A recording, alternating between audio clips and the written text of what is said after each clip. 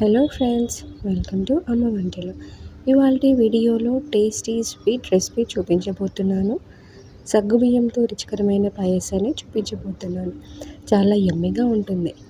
ఇలా గనక చేసుకున్నట్టయితే 2-3 గంటలైనా చిక్కబడదు. ఫ్రిడ్జ్లో పెట్టుకొని యమ్మీగా హ్యాపీగా తినేయచ్చు.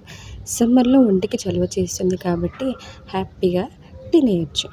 తర్వాత స్టవ్ పైన ఒక గిన్నె పెట్టుకొని అందులో ఒక టేబుల్ స్పూన్ దాకా నెయ్యి వేసుకొని వేడి చేసుకోవాలి. నెయ్యి వేడయ్యాక అందులో కట్ చేసి పెట్టుకున్న కాజు, బాదం, పిస్తా, కిస్మిస్ వేసుకోవాలి. మీకు నచ్చినటువంటి డ్రై ఫ్రూట్స్ తీసుకొని సన్నగా కట్ చేసుకొని దూరగా రంగు వచ్చే వరకు సన్నని సెగ పైన వేయించుకోవాలి. ఇలా బాగా వేగిన డ్రై ఫ్రూట్స్ని వేరే గిన్నెలోకి తీసి పక్కన పెట్టుకోవాలి. ఇప్పుడు అదే గిన్నెలో 1 కప్పు సగ్గుబియ్యానికి 3 కప్పుల నీళ్ళు వేసుకొని బాగా రోలింగ్ బాయిల్ వచ్చే వరకు వేడి చేసుకోవాలి. ఇప్పుడు చూస్తున్నారు కదా, ఇలా రోలింగ్ బాయిల్ అయ్యే టైంలో ఇందులో మనం నానబెట్టుకున్న సగ్గుబియ్యాన్ని 1/2 కప్పు సగ్గుబియ్యం నానబెట్టుకుంటే అది 1 కప్ దాకా అవుతుంది.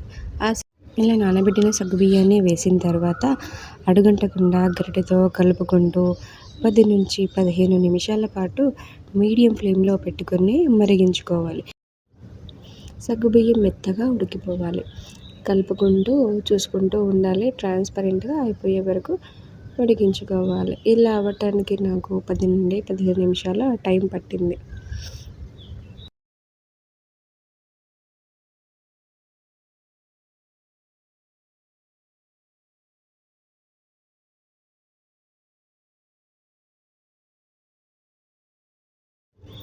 సగ్గుబియ్యం బాగా ఉడికి ఇలా పొంగొచ్చే టయానికి మనము కాచి చల్లార్చిన పాలని 1 కప్పు సగ్గుబియ్యానికి 1 కప్పు పాలు, లేదా 1 కప్పు సగ్గుబియ్యానికి 2 కప్పుల పాలు వేసుకుంటే చక్కగా వస్తుంది. సో నేను ఇక్కడ 1 కప్పు సగ్గుబియ్యానికి 1 కప్పు షుగర్ని వేస్తున్నాను. మీ టేస్ట్ తగినట్టు తక్కువ తినేవాళ్ళు ఉంటే కొంచెం తక్కువ వేసుకోవచ్చు, లేదా 1 కప్పు సగ్గుబియ్యానికి 1 కప్పు షుగర్ ఖచ్చితంగా పడుతుంది. ఇలా కొంచెం బాయిల్ అయిన తర్వాత ఇందులో ఇలాచీ పౌడర్ని కూడా యాడ్ చేసి ఇలాచీ పౌడర్ వేసి బాగా కలుపుకోవాలి. పొంగొచ్చే వరకు వెయిట్ చేసుకోవాలి.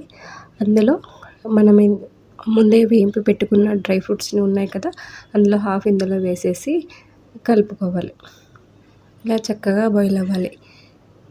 అంతే, స్టవ్ ఆఫ్ చేసి వేడివేడిగా సర్వ్ చేసుకోవడమే. ఇలా అవుతుంది. లేదా ఫ్రిడ్జ్లో పెట్టుకొని చల్లగా కూడా సర్వ్ చేసుకోవచ్చు. Thank you.